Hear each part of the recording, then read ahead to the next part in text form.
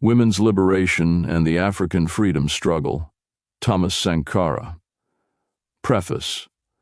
On August 4, 1983, a popular uprising in the West African country of Upper Volta, one of the world's poorest countries, ushered in one of the deepest revolutions in African history.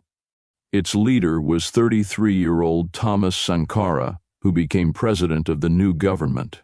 The country was renamed Burkina Faso. For the next 4 years, the Burkina Revolution carried out an ambitious program that included land reform, fighting corruption, reforestation to halt the creeping desert and avert famine, and giving priority to education and health care.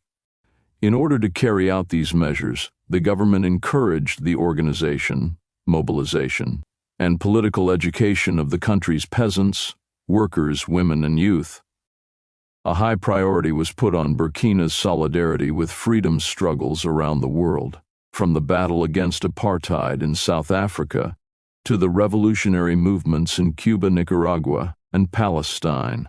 On October 15, 1987, Sankara was murdered in the course of a counter-revolutionary military coup that destroyed the revolutionary government.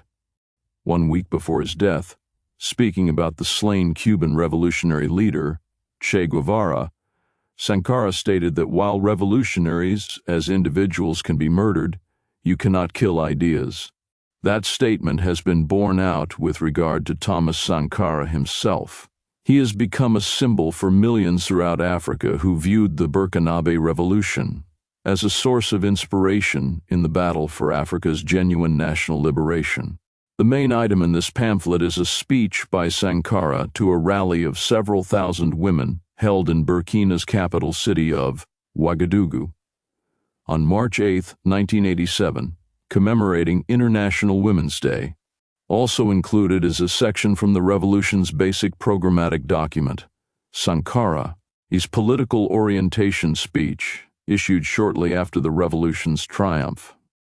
Both items are reprinted from Pathfinder's collection. Thomas Sankara speaks from his experience as a revolutionary fighter, convinced of the need for a Marxist understanding of human society. Sankara explains here the origin of women's oppression and the importance of the fight to eradicate it. He pays special attention to the challenges facing the fight for women's emancipation in Africa. Sankara's March 1987 speech is a lasting contribution to the fight for women's emancipation. It is as relevant for North America and Europe as it is for Africa, as well as for women and men fighting against all forms of exploitation and oppression everywhere in the world. Dorothea Wilson, a member of Nicaragua's National Assembly and a Sandinista leader, paid the following tribute to Sankara's contribution. As a Nicaraguan woman, whose ancestral roots are closely linked to the merciless exploitation of millions of blacks in Latin America and the Caribbean, I think what Sankara said about the situation of women in his memorable speech of March 8, 1987, is extremely important. In it, Sankara not only explained the historical origins of women's oppression, but throughout the speech also gave specific examples of the daily and intimate character of machismo in society. This speech is not only a declaration of principle, it also shows a profound understanding of and active solidarity with the struggle of women, which, in fact, belongs to and involves all of humanity. The revolution cannot triumph without the emancipation of women. March 8, 1987. It is not an everyday occurrence for a man to speak to so very many women at once, nor does it happen every day that a man suggests to so many women new battles to be joined. A man experiences his first bashfulness the minute he becomes conscious that he is looking at a woman. So, sisters, you will understand that despite the joy and the pleasure it gives me to be speaking to you, I still remain a man who sees in every one of you a mother, a sister, or a wife. I hope, too, that our sisters here from Cadiogo province who do not understand French, the foreign language in which I will be giving my speech, will be patient with us, as they always have been. After all, it is they who, like our mothers, accepted the task of carrying us for 9 months without a complaint. Sankara then explains in the Moor language that these women would receive a translation. Comrades, the night of August 4th gave birth to an achievement that was most beneficial for the Burkinabe people. It gave our people a name and our country new horizons. Imbued with the invigorating sap of freedom, the men of Burkina, the humiliated and outlawed of yesterday, received the stamp of what is most precious in the world, honor and dignity. From this moment on, happiness became accessible. Every day we advanced toward it, heady with the first fruits of our struggles, themselves proof of the great strides we have already taken. But this selfish happiness is an illusion. There is something crucial missing: woman. She has been excluded from this joyful procession. Though our men have already reached the edges of this great garden that is the revolution, our women are still confined within the shadows of anonymity. Among themselves, in voices loud or soft, they talk of the hopes that have embraced Burkina, hopes that are, for them, still merely fine words. The revolution's promise is already a reality for men, but for women it is still merely a rumor. And yet the authenticity and the future of our revolution depend on women. These are vital and essential questions, because nothing whole, nothing definitive or lasting could be accomplished in our country as long as a crucial part of ourselves is kept in this condition of subjugation, a condition imposed in the course of centuries by various systems of exploitation. Starting now, the men and women of Burkina Faso should profoundly change their image of themselves, for they are part of a society that is not only establishing new social relations, but is also provoking a cultural transformation, upsetting the relations of authority between men and women, and forcing each to rethink the nature of both. This task is formidable but necessary, for it will determine our ability to bring our revolution to its full stature, unleash its full potential, and show its true meaning for the direct, natural, and necessary relations between men and women, the most natural of all relations between people. This will show to what extent the natural behavior of man has become human, and to what extent he has realized his human nature. This human being, this vast and complex combination of pain and joy, solitary and forsaken, yet creator of all humanity, suffering, frustrated and humiliated, and yet endless source of happiness for each one of us. This source of affection beyond compare, inspiring the most unexpected courage, this being, called weak, but possessing untold ability to inspire us to take the road of honor. This being, of flesh and blood and of spiritual conviction, this being, women, is you. You are our mothers and life companions, our comrades in struggle, and because of this fact, you should, by rights, assert yourselves as equal partners in the joyful victory feasts of the revolution. It is in this light that all of us, men and women, must define and affirm the role and place of women in society. Therefore, we must restore to man his true image by making the reign of freedom prevail over differentiations imposed by nature and by eliminating all kinds of hypocrisy that sustain the shameless exploitation of women.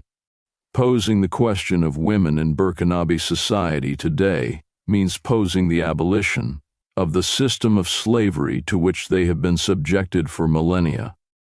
The first step is to try to understand how this system works, to grasp its real nature in all its subtlety, in order then to work out a line of action that can lead to women's total emancipation.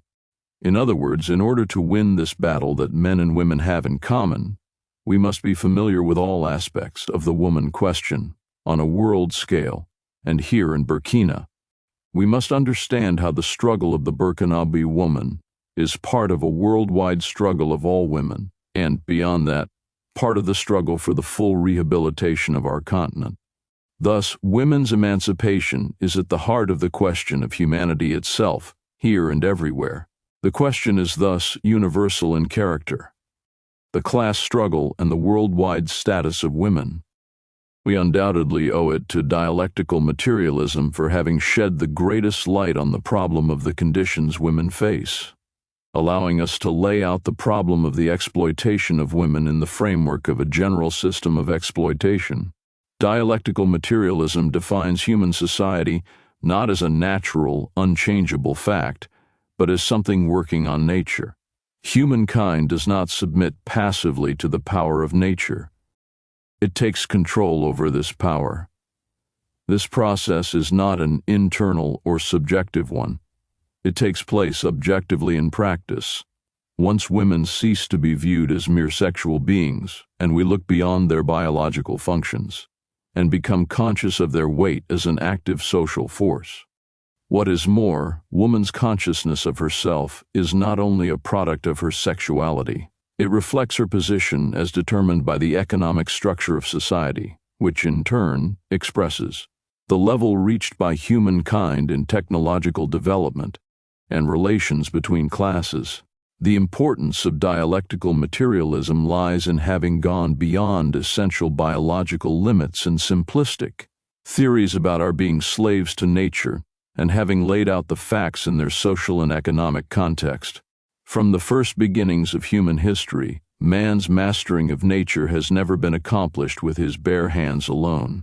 The hand, with the opposable thumb, reaches out for the tool, which increases the hand's power. It was thus not physical attributes alone, musculature, or the capacity to give birth, for example, that determined the unequal status of men and women, nor was it technological progress as such that institutionalized this inequality. In certain cases, in certain parts of the globe, women were able to eliminate the physical difference that separated them from men. It was rather the transition from one form of society to another that served to institutionalize women's inequality. This inequality was produced by our own minds and intelligence in order to develop a concrete form of domination and exploitation. The social function and role to which women have been relegated ever since is a living reflection of this fact. Today, her childbearing functions and the social obligation to conform to models of elegance determined by men prevent any woman who might want to from developing a so-called male musculature. For millennia, from the Paleolithic to the Bronze Age, relations between the sexes were, in the opinion of the most skilled paleontologists, positive and complementary in character. So it was for 8 millennia. As Frederick Engels explained to us, relations were based on collaboration and interaction, in contrast to the patriarchy, where women's exclusion was a generalized characteristic of the epoch. Engels not only traced the evolution of technology but also of the historic enslavement of women, which occurred with the appearance of private property, when one mode of production gave way to another, and when one form of social organization replaced another, with the intensive labor required to clear the forests, cultivate the fields, and put the natural resources to best use. A division of labor developed. Self-interest, laziness, indolence, in short, taking the most for oneself with the least effort, emerged from the depths of the human spirit and became elevated into principles.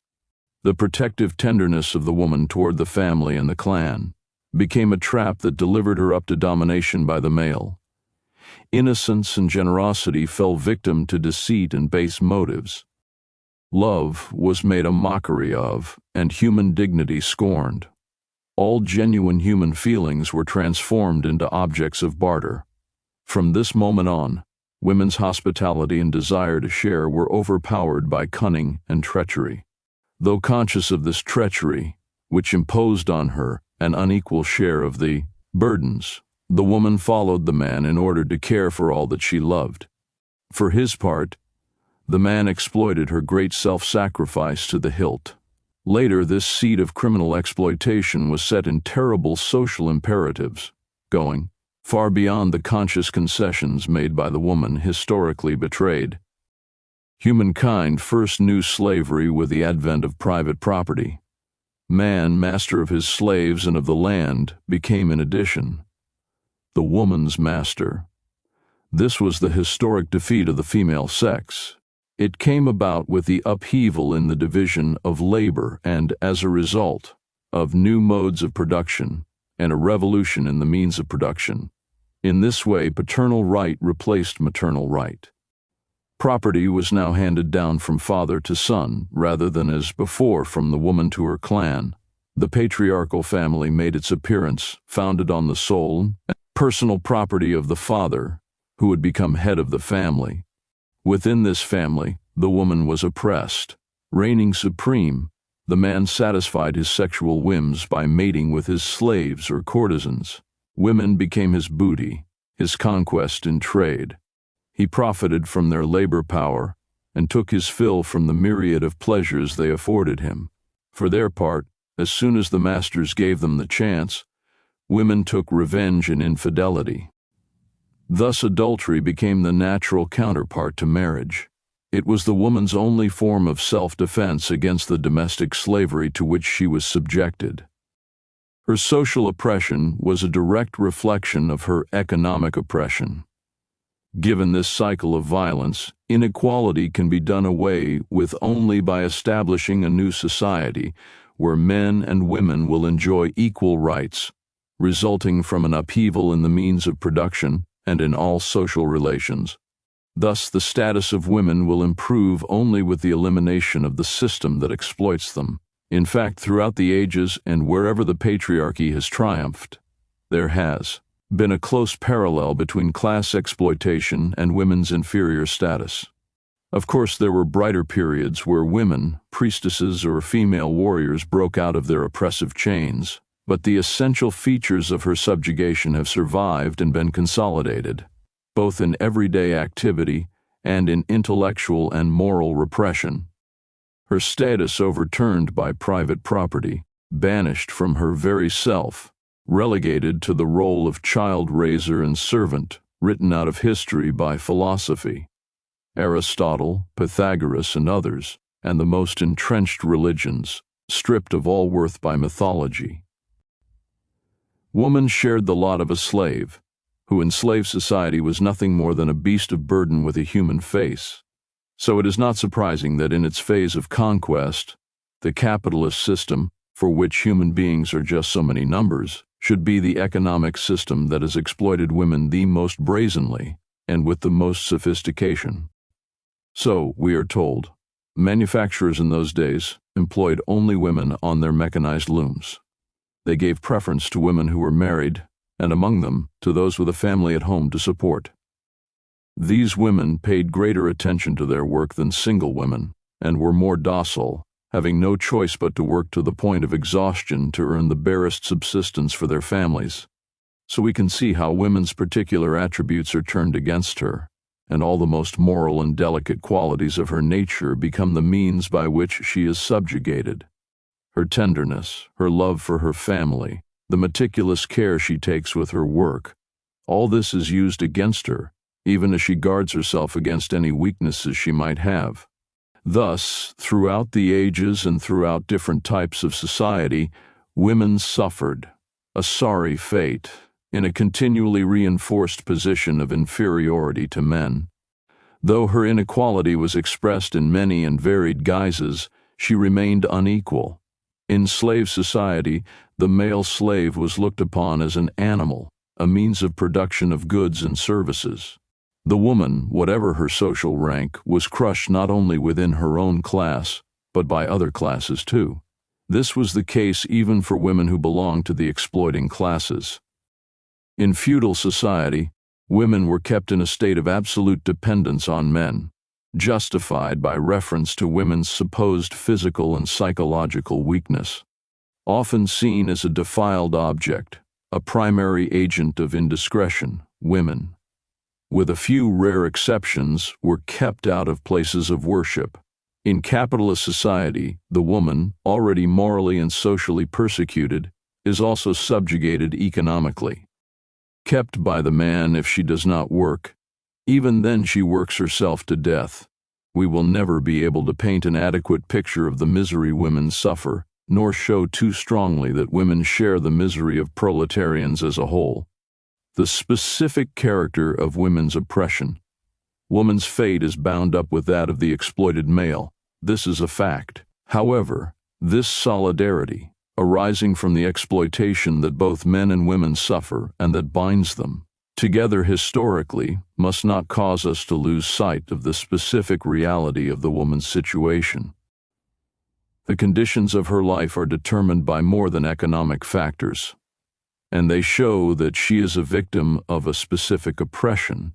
The specific character of this oppression cannot be explained away by setting up an equal sign or by falling into easy and childish simplifications. It is true that both she and the male worker are condemned to silence by their exploitation. But under the current economic system, the worker's wife is also condemned to silence by her worker husband. In other words, in addition to the class exploitation common to both of them, women must confront a particular set of relations that exist between them and men, relations of conflict and violence that use as their pretext physical differences. It is clear that the difference between the sexes is a feature of human society. This difference characterizes particular relations that immediately prevent us from viewing women, even in production, simply as female workers. The existence of relations of privilege, of relations that spell danger for the woman. All this means that women's reality constitutes an ongoing problem for us. The male uses the complex nature of these relations as an excuse to sow confusion among women. He takes advantage of all the shrewdness that class exploitation has to offer in order to maintain his domination over women. This is the same method used by men to dominate other men in other lands. The idea was established that certain men, by virtue of their family origin and birth, or by divine right, were superior to others. This was the basis for the feudal system. Other men have managed to enslave whole peoples in this way. They use their origins, or arguments based on their skin color, as a supposedly scientific justification for dominating those who were unfortunate enough to have skin of a different color.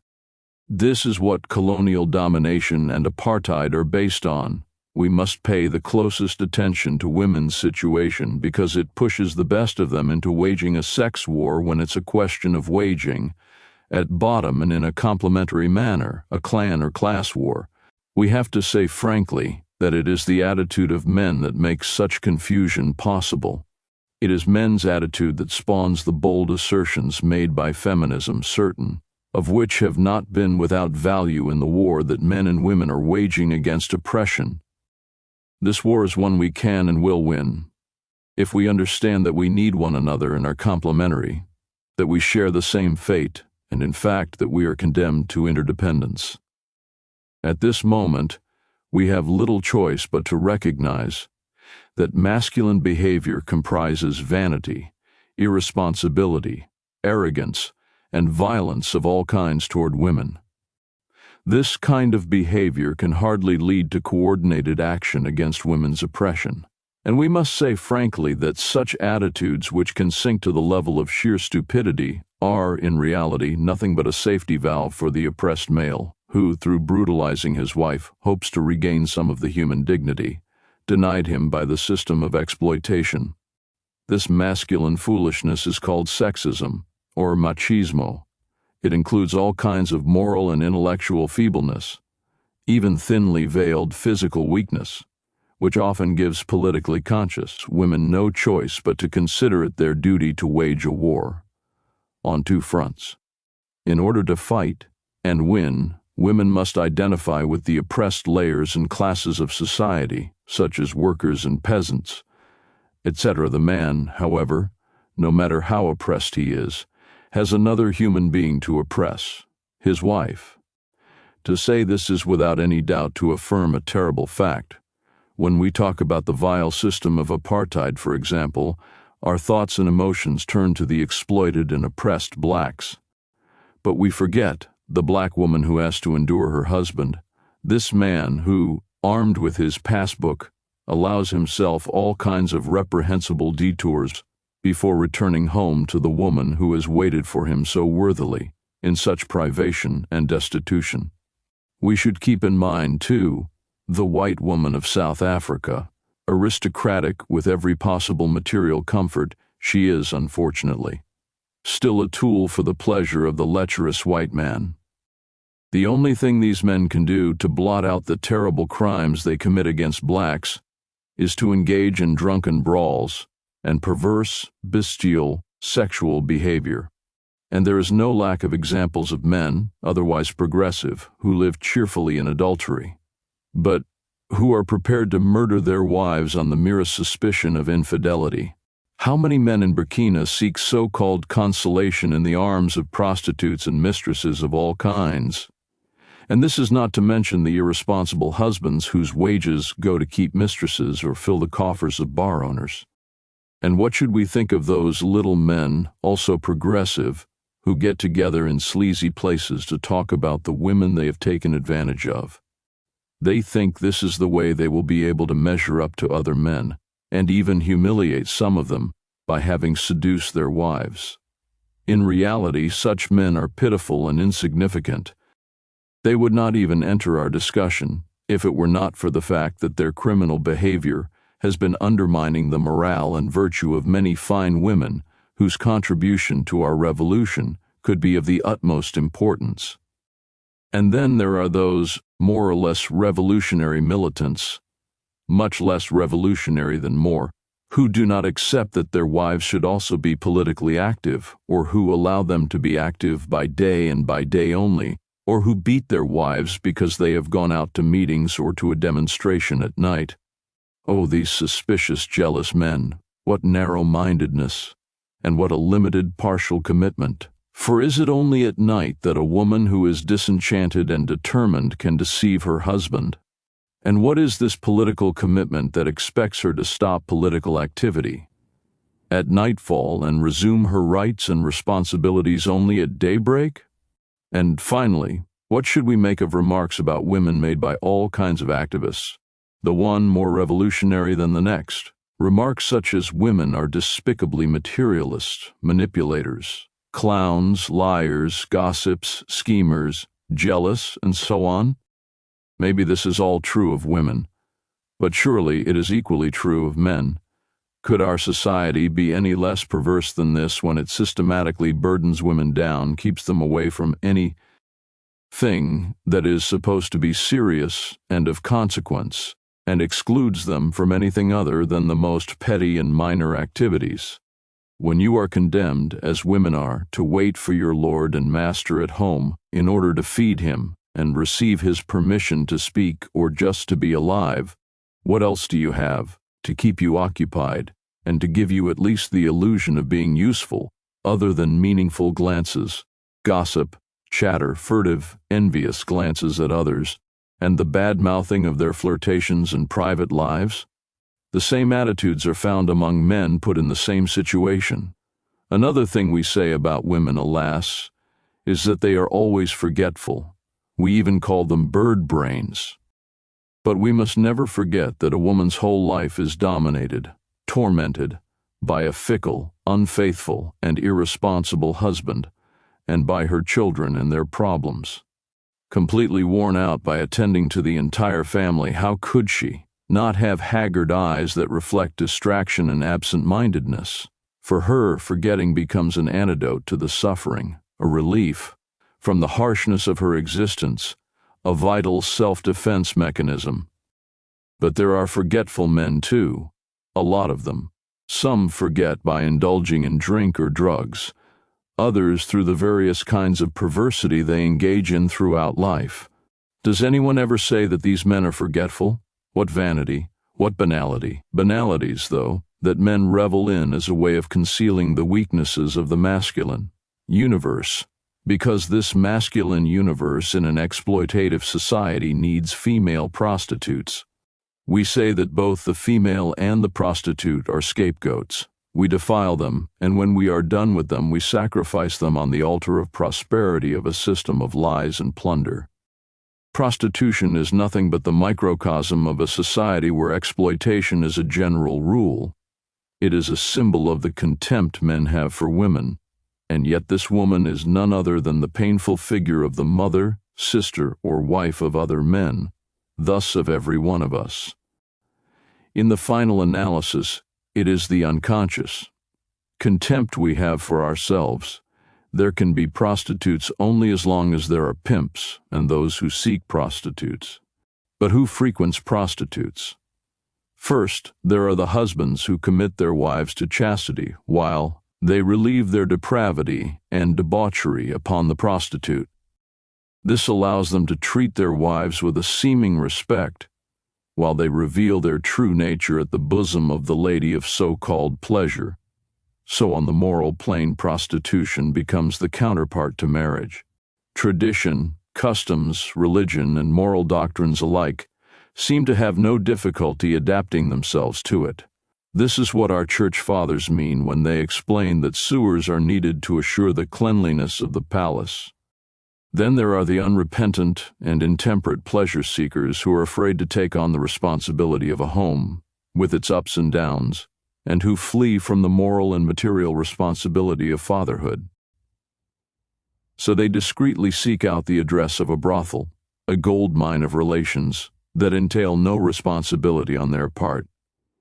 There is also a whole bevy of men who, publicly at least, and in proper company, subject women to public humiliation because of some grudge they have not had the strength of character to surmount, thus losing confidence in all women, who become from then on tools of the devil, or else they do so out of hypocrisy, proclaiming their contempt for the female sex too often and categorically, a contempt that they strive to assume in the eyes of the public, from which they have extorted admiration through false pretenses. All these men end up night after night in brothels until, occasionally, their hypocrisy is discovered. Then there is the weakness of the man who is looking for a polyandrous arrangement. Far be it for us to make a value judgment on polyandry, which was the dominant form of relations between men and women in certain societies. What we are denouncing here are the courts of idle, money-grubbing gigolos, lavishly kept by rich ladies. Within this same system, prostitution can, economically speaking, include both the prostitute and the materialist-minded married woman. The only difference between the woman who sells her body by prostitution and she who sells herself in marriage is the price and duration of the contract. So, by tolerating the existence of prostitution, we relegate all our women to the same rank, that of a prostitute or wife. The only difference between the two is that the legal wife, though still oppressed, at least has the benefit of the stamp of respectability that marriage confers. As for the prostitute, all that remains for her is the market value of her body, a value that fluctuates according to the size of the male chauvinist's wallet. Isn't she just an object that increases or decreases in value, according to the degree to which her charms wilt? Isn't she governed by the law of supply and demand? Prostitution is a tragic and painful representation of female slavery in all its forms. We should see in every prostitute an accusing finger, pointing firmly at society as a whole. Every pimp, every partner in prostitution, turns the knife in this festering and gaping wound that disfigures the world of man and leads to his ruin. In fighting against prostitution, in holding out a saving hand to the prostitute, we are saving our mothers, our sisters, and our wives from this social leprosy. We are saving ourselves. We are saving the world. Women's reality in Burkina Faso. If society sees the birth of a boy as a gift from God, the birth of a girl is greeted as an act of fate, or at best an offering that can serve in the production of food and the perpetuation of the human race. The little male will be taught how to want and get, to demand and be served, to desire and take, to decide things without being questioned.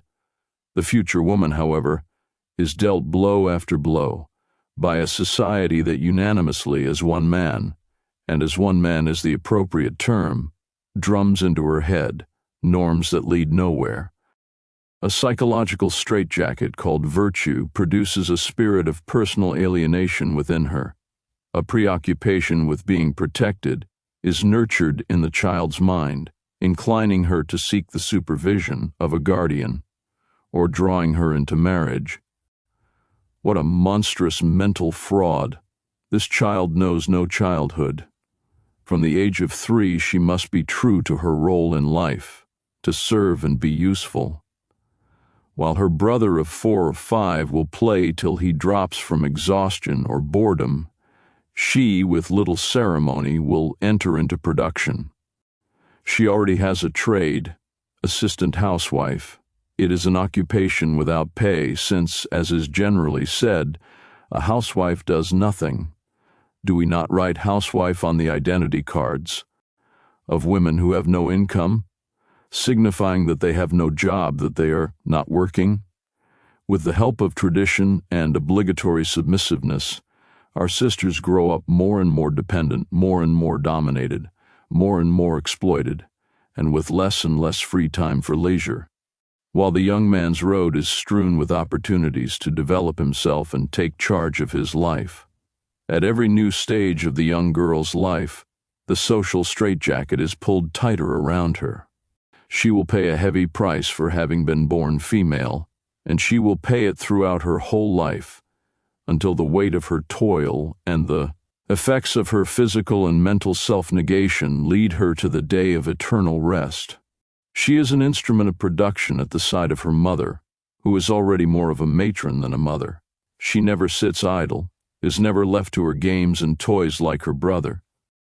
Whichever direction we turn, from the Central Plateau in the northeast, dominated by societies where power is highly centralized, to the west, where the powers of the village communities are decentralized, or to the southwest, the land of scattered collectives, the traditional form of social organization has at least one point in common: the subjugation of women. In our 8,000 villages, on our 600,000 plots of land, and in our million and more households, on the question of women we can see identical or similar approaches. From one end of the country to the other, social cohesion, as defined by men, requires the subjugation of women and the subordination of the young. Our society, still too primitively agrarian, patriarchal, and polygamous by far, turns the woman into an object of exploitation for her labor power and of consumption for her reproductive capacity. How do women manage to live out this peculiar dual identity which makes them, at one and the same time, the vital knot that ties together the whole family by their presence and attention, guarantees its fundamental unity, and yet also makes them marginalized and ignored? The woman leads a twofold existence. Indeed, the depth of her social ostracism being equaled only by her own stoic endurance, in order to be able to live in harmony with the society of man. In order to obey his commands, she envelopes herself in demeaning and self-effacing detachment. She sacrifices herself to this. Woman, you are the source of life, yet an object. Mother, yet domestic servant. Nurturer, yet pseudo-woman. You can do the bidding of both soil and hearth. Yet you are invisible, faceless, and voiceless. You are the pivot, the unifier, yet a being in chains, shadow of the male shadow. The woman is the pillar of family well-being, the midwife, washerwoman, cleaner, and cook. She is errand runner, matron, farmer, healer, gardener, grinder, saleswoman, worker. She is labor power working with obsolete tools, putting in hundreds of thousands of hours for a hopeless level of production. Every day our sisters, fighting as they are on the four fronts of our war against disease, hunger, poverty, and degeneracy, feel the pressure of changes over which they have no control. For every single one of the 800,000 males who emigrate from Burkina, a woman takes on an additional load. The 2 million Burkinabe men who live outside the country thus exacerbate the sexual imbalance that puts women today at 51.7% of the total population, or 52.1% of the potentially active population. Too overburdened to give the necessary attention to her children, too exhausted to think of herself, the woman continues to slave away. The grinding wheel, wheel of fortune, drive wheel, Spare wheel, the big wheel.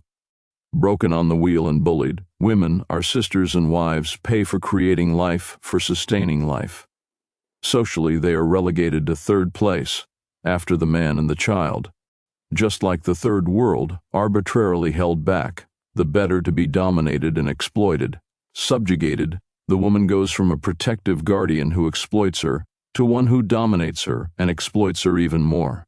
She is first to work and last to rest. She is first to fetch water and wood, first at the fire, yet last to quench her thirst. She may eat only if there is food left, and then only after the man. She is the very keystone of the family, carrying both family and society on her shoulders, in her hands, and in her belly. In return, she is paid with oppressive pro-population growth ideology, food taboos, overwork, and malnutrition.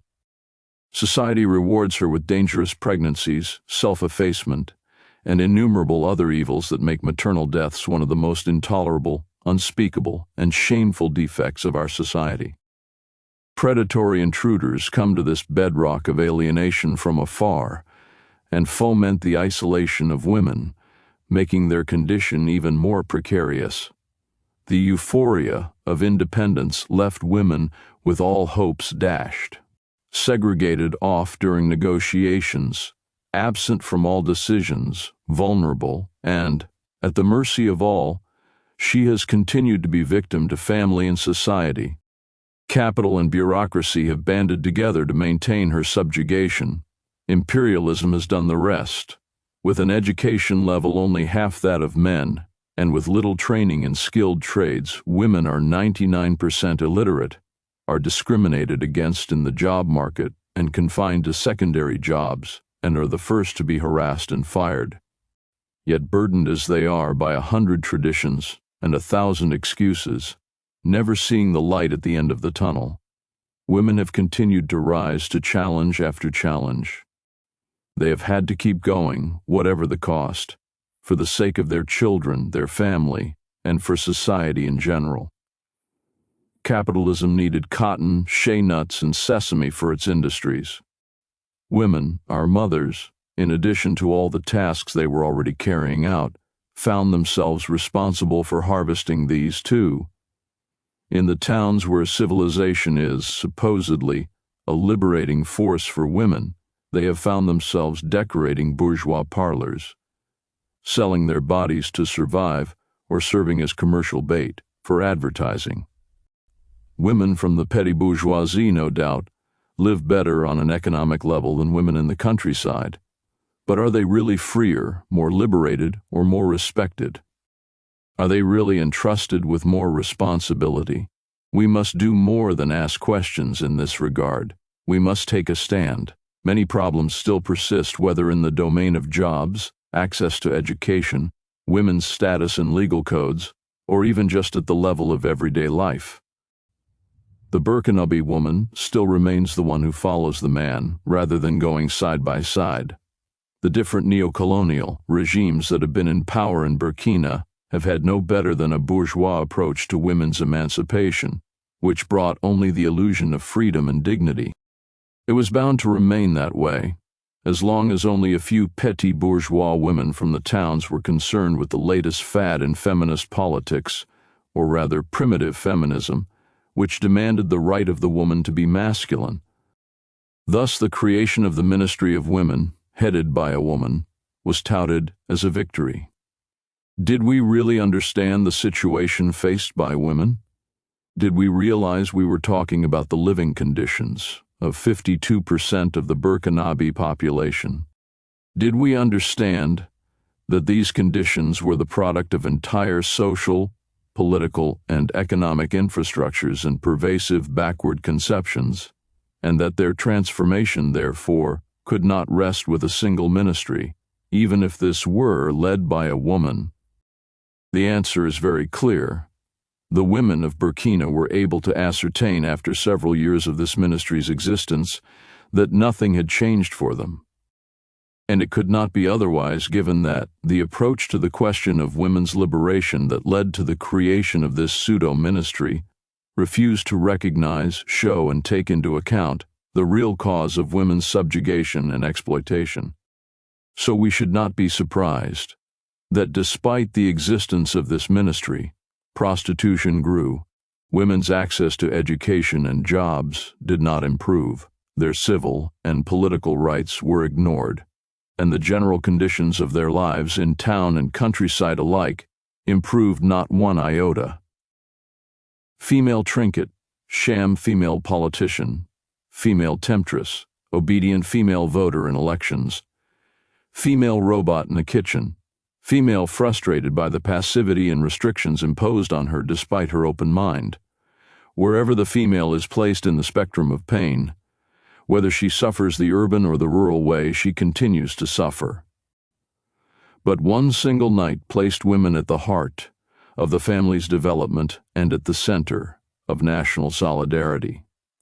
The dawn that followed the night of August 4th, 1983, brought liberty with it, calling all of us to march together, side by side in equality, as a single people joined by common goals. The August Revolution found the Burkinabe woman in her state of subjugation, exploited by a neo-colonial society, deeply imbued with the ideology of backward social forces. She owed it to herself to break with these reactionary political views on women's emancipation so widely praised and followed until then. She owed it to herself to draw up with utmost clarity a new, just, and revolutionary political approach to her liberation. Women's emancipation and the Burkina Revolution. On October 2, 1983, in the political orientation speech, the National Council of the Revolution laid out clearly the main axis of the fight for women's liberation. It made a commitment to work to mobilize, organize, and unify all the active forces of the nation, particularly women. The political orientation speech had this to say specifically in regard to women: women will be an integral part of all the battles we will have to wage against the various shackles of neo-colonial society and for the construction of a new society. They will take part in all levels of the organization of the life of the nation as a whole, from conceiving projects to making decisions and implementing them. The final goal of this great undertaking is to build a free and prosperous society in which women will be equal to men in all domains. There can be no clearer way to conceptualize and explain the question of women and the liberation struggle ahead of us. The genuine emancipation of women is that which entrusts responsibilities to them and involves them in productive activity and in the different struggles the people face. Women's genuine emancipation is one that exacts men's respect and consideration. What is clearly indicated here, sister comrades, is that the struggle to liberate women is above all your struggle to deepen our democratic and popular revolution, a revolution that grants you from this moment on the right to speak and act in building a new society of justice and equality in which men and women have the same rights and responsibilities. The democratic and popular revolution has created the conditions for such a liberating struggle. It now falls to you to act with the greatest sense of responsibility in breaking through all the shackles and obstacles that enslave women in backward societies like ours, and to assume your share of the responsibilities in the political fight to build a new society at the service of Africa and all humanity. In the very first hours of the democratic and popular revolution, we said that emancipation, like freedom, is not granted, but conquered. It is for women themselves to put forward their demands and mobilize to win them. The revolution has not only laid out the objectives of the struggle for women's liberation, but has also indicated the road to be followed and the methods to be used, as well as the main actors in this battle. We have now been working together, men and women, for 4 years, in order to achieve success and come closer to our final goal. We should note the battles waged and the victories won, as well as the setbacks suffered and the difficulties encountered. This will aid us in preparing and leading future struggles. So what tasks does our democratic and popular revolution have in respect to women's emancipation? What acquisitions do we have and what obstacles still remain? One of the main acquisitions of the revolution with regard to women's emancipation was, without any doubt, the establishment of the Women's Union of Burkina, the UFB. This is a major acquisition because it has provided the women of our country with a framework and a solid mechanism with which to wage a successful fight. Establishing the UFB represents a big victory in that it allows for the mobilization of all politically active women around well-defined and just objectives under the leadership of the National Council of the Revolution. The UFB is an organization of militant and serious women who are determined to change things, to fight until they win, to fall and fall again, but to get back on their feet and go forward without retreating.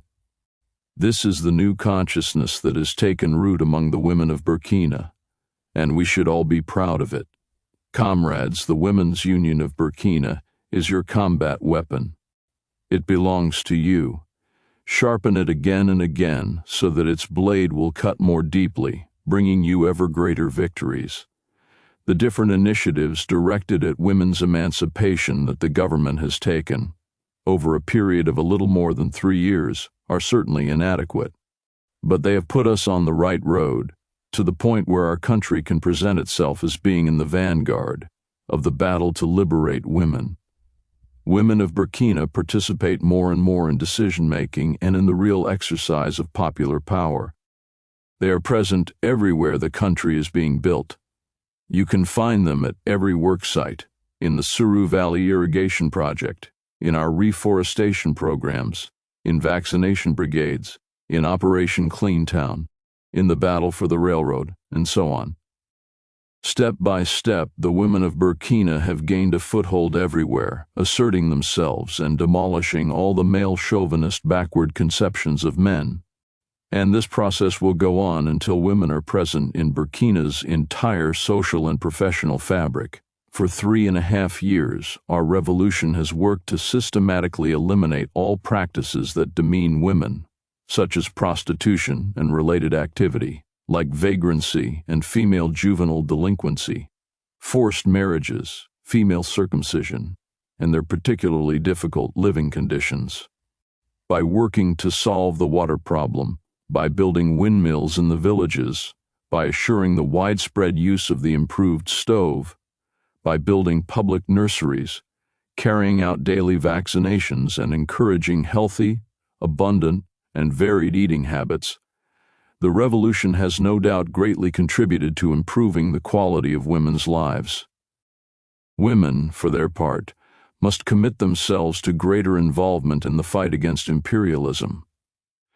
They should be firm in producing and consuming Burkinabe goods, and as producers and consumers of locally produced goods, always strive to be a major factor in our economy. Though the August Revolution has already done much for the emancipation of women, this is still far from adequate. Much remains to be done, and in order to continue our work and do it even better, we must be more aware of the difficulties still to be overcome. They are many. At the very top of the list are the problems of illiteracy and low political consciousness. Both of these problems are intensified by the inordinate influence reactionary social forces exert in backward societies like ours. We must work with perseverance to overcome these two main obstacles. As long as women do not have a clear appreciation of the just nature, of the political battle to be fought, and do not see clearly how to take it forward, we can easily run around in circles and eventually slip backwards. This is why the UFB must fully assume its responsibilities. Its members must strive to overcome their own weaknesses and break with the kind of practices and behavior traditionally thought of as female behavior we unfortunately often still see today. I am talking here about all those petty meannesses like jealousy, exhibitionism, continual empty, negative, and unprincipled criticism, mutual defamation, supersensitive subjectivity, and rivalries. Revolutionary women must overcome this kind of behavior, which is particularly acute on the part of petty bourgeois women. It jeopardizes all collective effort, while the fight for women's liberation is one that must be organized, thus entailing the combined contribution of all women. We must collectively remain alert to women's access to productive work. It is this work that emancipates and liberates women by assuring them economic independence and a greater social role, as well as a more complete and accurate understanding of the world.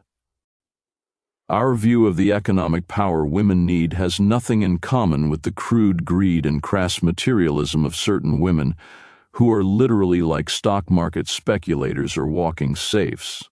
These women lose all their dignity and self-control, not to mention their principles, as soon as they hear the clinking of jewelry or the snapping of banknotes. Some of them unfortunately push their husbands deep into debt, even to embezzlement and corruption. They are like dangerous, sticky, fetid mud, stifling the revolutionary fervor of their husbands or companions. We find such sad cases where the man's revolutionary flame has burned out, and where the husband's commitment to the cause of the people has been abandoned for the sake of a selfish, jealous, and envious shrew. The education and economic emancipation of women, if not well understood and channeled in a constructive direction, can be a source of misfortune for the woman, and thus for society as a whole. The educated and economically independent woman is sought after as lover and wife in good times and abandoned as soon as bad times arrive. Society passes a merciless judgment on them. An educated woman has trouble finding a husband, it is said. The woman with independent means is suspect. They are all condemned to remain single, which would not be a problem if being single were not the cause for general ostracism from society. Innocent victims who do not understand their crime or their defect, frustrated because every day is like a depressant pushing them to become cantankerous and hypochondriacs. For many women, great knowledge has been the cause of heartbreak, and great fortune has spawned many a misfortune. The solution to this apparent paradox lies in the ability of these unfortunate, rich, and educated women to place their great wealth and knowledge at the service of the people. By doing this, they will be all the more appreciated and admired by the many people to whom they have been able to bring a little happiness. How could such women possibly feel alone in these conditions? How could they not know emotional fulfillment when they have taken their love of themselves and turned it into love of others? Our women must not pull back in the face of the many different aspects of their struggle, which leads them to courageously and proudly take full charge of their own lives and discover the happiness of being themselves, not the domesticated female of the male. Even today, many of our women put themselves under a man's cover as the surest solution to oppressive gossip. They marry without love or joy just to serve some bore, some dreary male, who is far removed from real life and cut off from the struggles of the people. Often women will simultaneously demand some haughty independence, and at the same time protection, or even worse, to be put under the colonial protectorate of a male. They do not believe that they can live otherwise. No, we must say again to our sisters that marriage, if it brings society nothing positive and does not bring them happiness, is not indispensable and should even be avoided. Let us show them our many examples of hardy and fearless pioneers, single women with or without children who are radiant and blossoming, overflowing with richness and availability for others, even envied by unhappily married women because of the warmth they generate and the happiness they draw from their freedom, dignity, and willingness to help others. Women have shown sufficient proof of their ability to manage the home and raise children. In short, to be responsible members of society without the oppressive tutelage of a man. Our society is surely sufficiently advanced to put an end to this banishment of the single woman. Comrade revolutionaries, we should see to it that marriage is a choice that adds something positive, and not some kind of lottery where we know what the ticket costs us, but have no idea what we will end up winning. Human feelings are too noble to be subject to such games. Another sure source of the problem is the feudal, reactionary, and passive attitude of many men who by their behavior continue to hold things back. They have absolutely no intention of jeopardizing the total control they have over women, either at home or in society in general, in the struggle to build a new society, which is a revolutionary struggle. These men place themselves on the side of reaction and counter-revolution by their conduct. For the revolution cannot triumph without the genuine emancipation of women. So, comrades, we must be highly conscious of all these difficulties in order to better face future battles. The woman, like the man, has qualities and weaknesses, which undoubtedly proves that she is equal to man. Placing the emphasis deliberately on woman's qualities in no way means we have an idealistic vision of her. We simply aim to single out her qualities and capacities that men and society have always hidden in order to justify her exploitation and subjugation. How should we organize ourselves to accelerate the march forward to emancipation? Though our resources are ridiculously small, our goals are ambitious. The will to go forward, our firm conviction, is not sufficient to win. We must marshal our forces, organize them, and channel them all toward winning our struggle. Emancipation has been a topic of discussion in our country for more than 2 decades now. It has been an emotional discussion. Today we must approach the question in its overall context.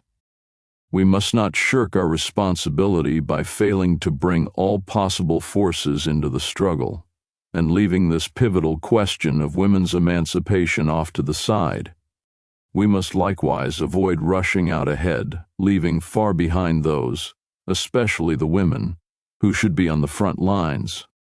At the governmental level, guided by the directives of the National Council of the Revolution, a consistent plan of action to benefit women will be implemented, involving all the different ministerial departments and assigning the short and medium-term responsibility of each.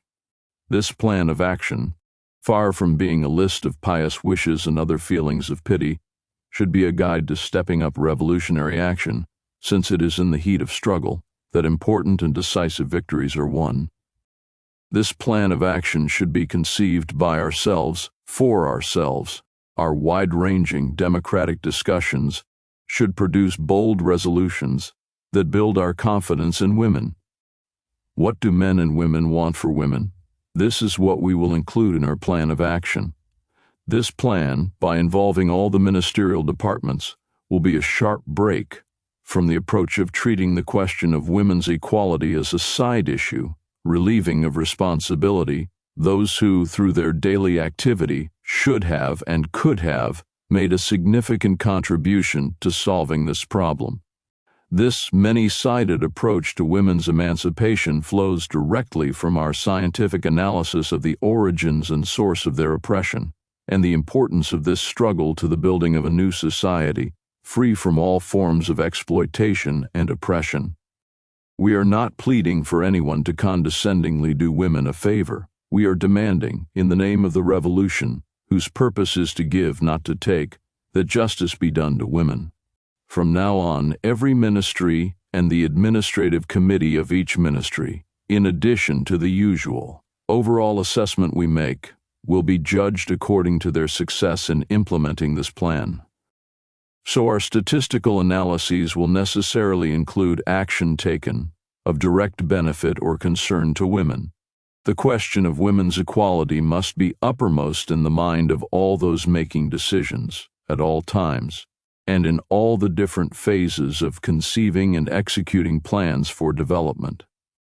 Conceiving a development project without women's participation is like using only 4 fingers when we have 10. It is an invitation to failure. On the level of ministries charged with education, we must be doubly alert to women's access to education.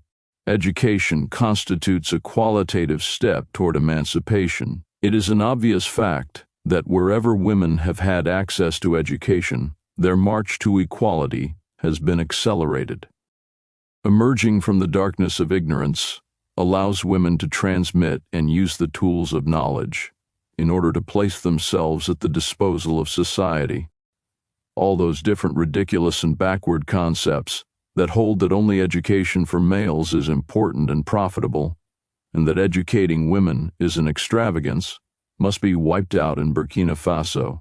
Parents must accord the same attention to the progress of their daughters at school as they do to their sons, their pride and joy. Girls have proven that they are the equals of boys at school, if not simply better. But above all, they have the right to education in order to learn and know, to be free. In future literacy campaigns, the rate of participation by women must be raised to correspond with their numerical weight in the population. It would be too great an injustice to maintain such an important part of the population, half, in fact, in ignorance. On the level of the ministries of labor and justice, texts should constantly be kept, in line with the transformation our society has been going through since August 4, 1983, so that equality between men and women can be a tangible reality. The new labor code, now being debated and prepared, should express how profoundly our people aspire to social justice. It should mark an important stage in the work of destroying the neo-colonial state apparatus, a class apparatus fashioned by reactionary regimes, in order to perpetuate the system that oppressed the masses, especially women. How could we continue to accept that a woman doing the same work as a man should earn less? Can we continue to accept dowries and forcing widows to marry their brothers-in-law, which reduce our sisters and mothers to common commodities to be bartered for? There are so many medieval laws still imposed on our people, particularly women, that it is only just that, finally, justice be done. In the ministries in charge of culture and family affairs particular, emphasis will be put on developing a new mentality in social relations. This will be done in close collaboration with the Women's Union of Burkina.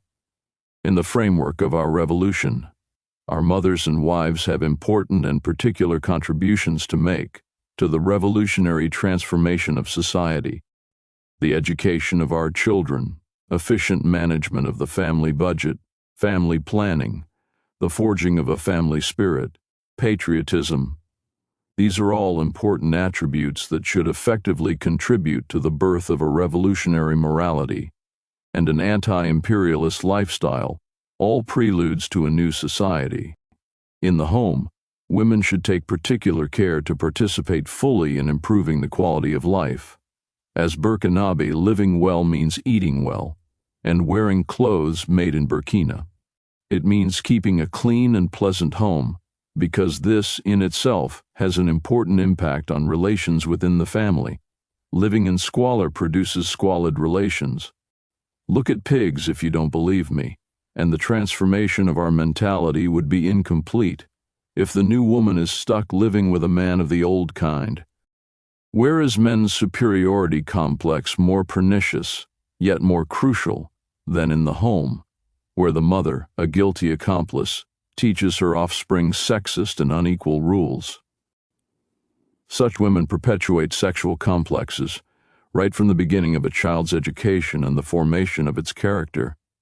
In addition, what use are our efforts to draw someone into political activity during the day if this newly involved comrade finds himself with a reactionary and demobilizing woman at night? And what about housework, this all-consuming, brutalizing work that has a tendency to turn you into robots and leave no time or energy to think? This is why we need resolute action directed toward men and at implementing a large-scale network of social services such as nurseries, daycare centers, and cafeterias. This would allow women to more easily take part in revolutionary debate and action. Each child, whether rejected as the mother's failure or doted on as the father's pride, should be of concern to society as a whole.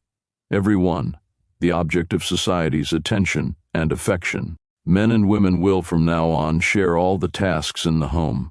The plan of action to benefit women should be a revolutionary tool aimed at the general mobilization of all our political and administrative structures for women's emancipation. Comrades, I repeat, Before it can correspond to the real needs of women, this plan must be subjected to a democratic discussion at every level of the UFB's structures. The UFB is a revolutionary organization. As such, it is a school for popular democracy, governed by the organizational principles of criticism and self-criticism and democratic centralism. It should dissociate itself from those organizations where mystification has won out over concrete objectives. Such a demarcation can be a permanent and effective acquisition only if the comrades of the UFB carry out a resolute struggle against the weaknesses that unfortunately still persist in some female milieus. We are not talking here about rallying women for appearance's sake, or for any other electoralist, demagogic, or otherwise reprehensible ulterior motive. We are talking about assembling women fighters to win victories. We must fight in an orderly way, and around a program of action decided democratically, within the different committees, taking fully into account each revolutionary structure's framework of organizational autonomy. Every leader of the Women's Union of Burkina must be completely absorbed in the responsibilities she has in her particular structure in order to be effective in action. The UFB needs to carry out vast political and ideological educational campaigns among its leaders in order to strengthen its organization and structures on all levels. Comrades, members of the UFB, your union, our union, must participate fully in the class struggle on the side of the masses. Those millions whose consciousness was dormant and who have now been awakened by the advent of the revolution represent a formidable force. On August 4, 1983, we Burkinabe made a decision to rely on our own resources, which means, in large part, on the resources that you, the women of Burkina, represent. In order to be useful, your energies have to be focused as one, on the struggle to eliminate imperialism's economic domination and every breed of exploiter. As a tool for mobilization, the UFB will have to work to forge a highly developed political awareness on the part of its members, so that they can throw themselves totally into accomplishing the different actions the government undertakes to improve the situation of women. Comrades, only the revolutionary transformation of our society can create the conditions for your liberation. You are dominated by both imperialism and by men.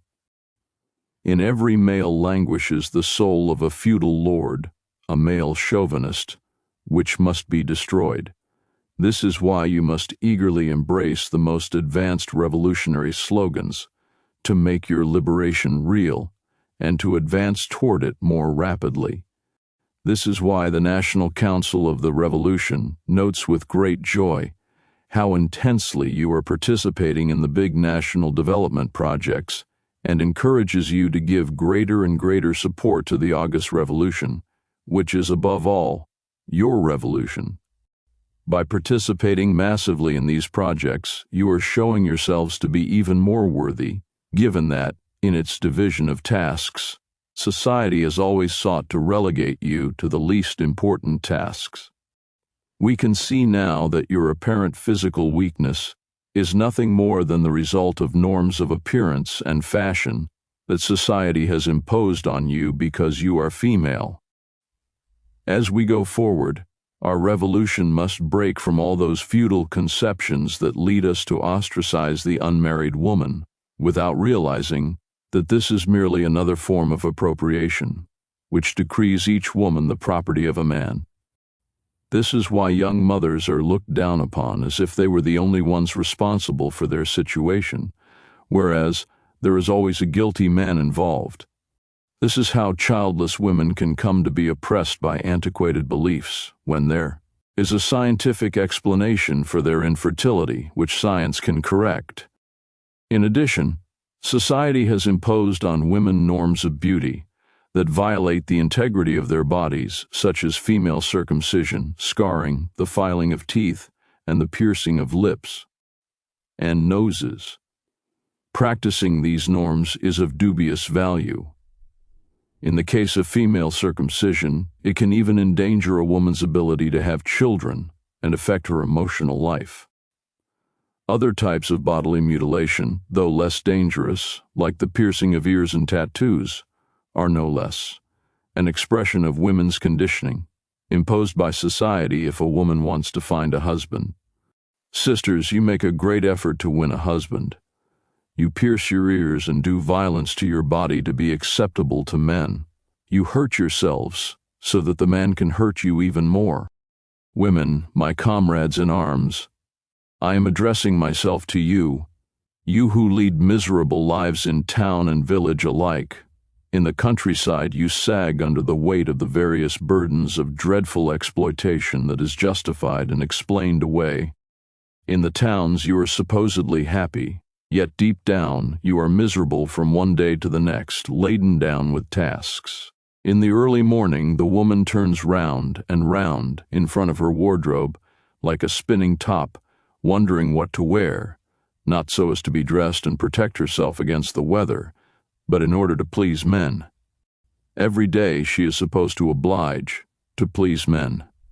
You women, when it is time to rest, you have the sad look of one who has no right to rest. You are obliged to ration yourself, be chaste and diet, in order to maintain a figure that men will desire. At night, before going to bed, you cover yourselves with makeup, with those numerous products that you detest so much. We know you do. But that might hide an indiscreet wrinkle, an unfortunate sign of age always considered to have come too soon, age that has started to show, or a premature plumpness. There you are, obliged to go through a 2-hour ritual every night to preserve your best attributes only to be ill-rewarded by an inattentive husband. Then you start all over again, at dawn. Comrades, yesterday, in speeches given by the Directorate for Mobilization and Organization of Women, and in accordance with the statutes of the Committees for the Defense of the Revolution, the National Secretariat of the CDR successfully undertook to set up committees, subcommittees, and sections of the UFB. The Political Commission, which is in charge of organization and planning, will be responsible for completing the organizational pyramid of the UFB by setting up a national bureau of the organization. We don't need another apparatus led by women to bureaucratically control women's lives, nor to have the occasional underhanded talk among functionaries about women's lives. What we need are women who will fight, because they know that without a fight, the old order will not be destroyed, and no new order can be built. We are not looking to organize the status quo, but to definitively destroy and replace it. The National Bureau of the UFB should be made up of convinced and determined cadres who will always be available as long as our great task lies ahead. And the fight begins at home. These cadres should be conscious of the fact that in the eyes of the masses, they represent the image of the emancipated, revolutionary woman, and should conduct themselves accordingly.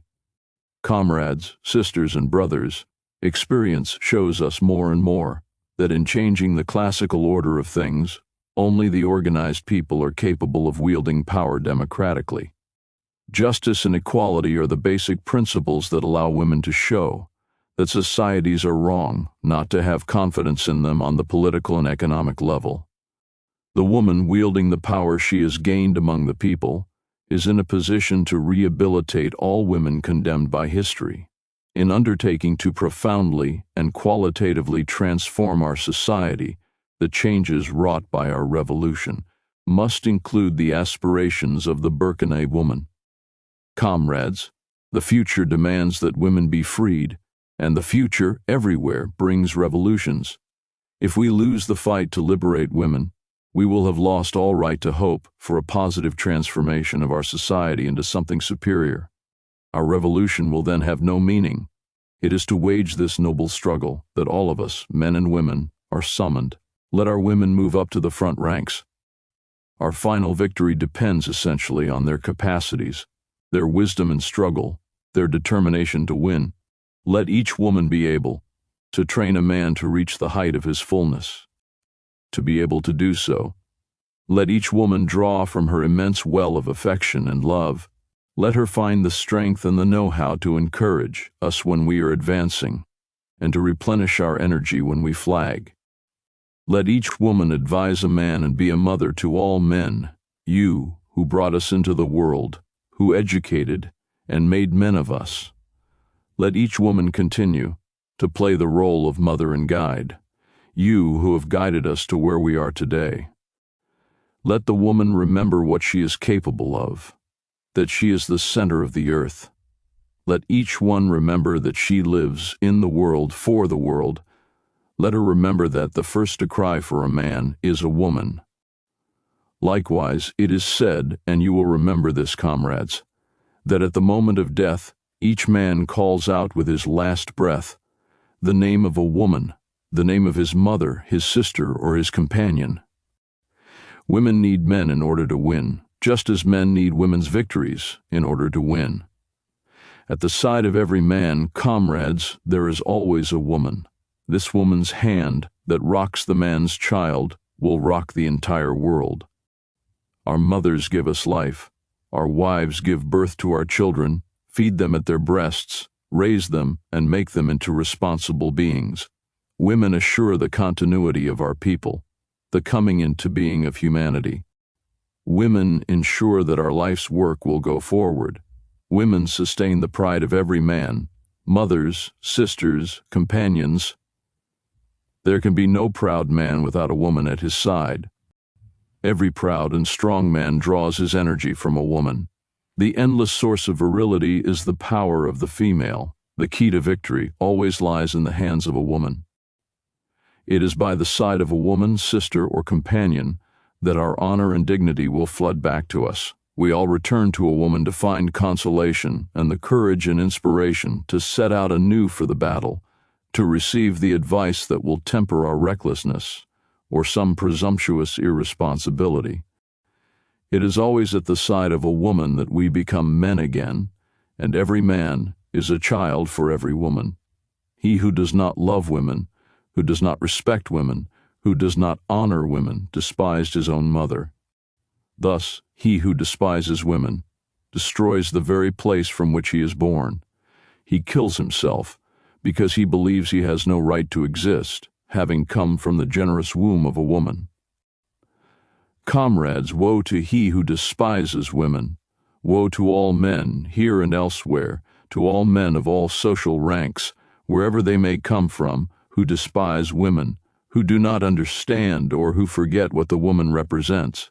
You have touched the women, you have struck a rock, you have dislodged a boulder, you will be crushed. Comrades, no revolution, beginning with our own, can triumph without first liberating women. Our struggle, our revolution, will be incomplete as long as we understand liberation to mean essentially that of men.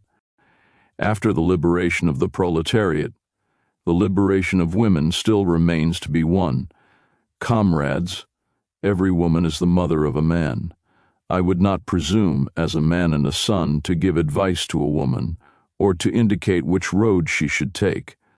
This would be like giving advice to one's mother. But I know, too, that out of indulgence and affection, a mother listens to her son despite his whims, his dreams, and his vanity. And this is what consoles me and makes it possible for me to address you here. This is why, comrades, we need you in order to achieve the genuine liberation of all of us. I know that you will always find the strength and the time to help us save our society. Comrades, there is no true social revolution without the liberation of women.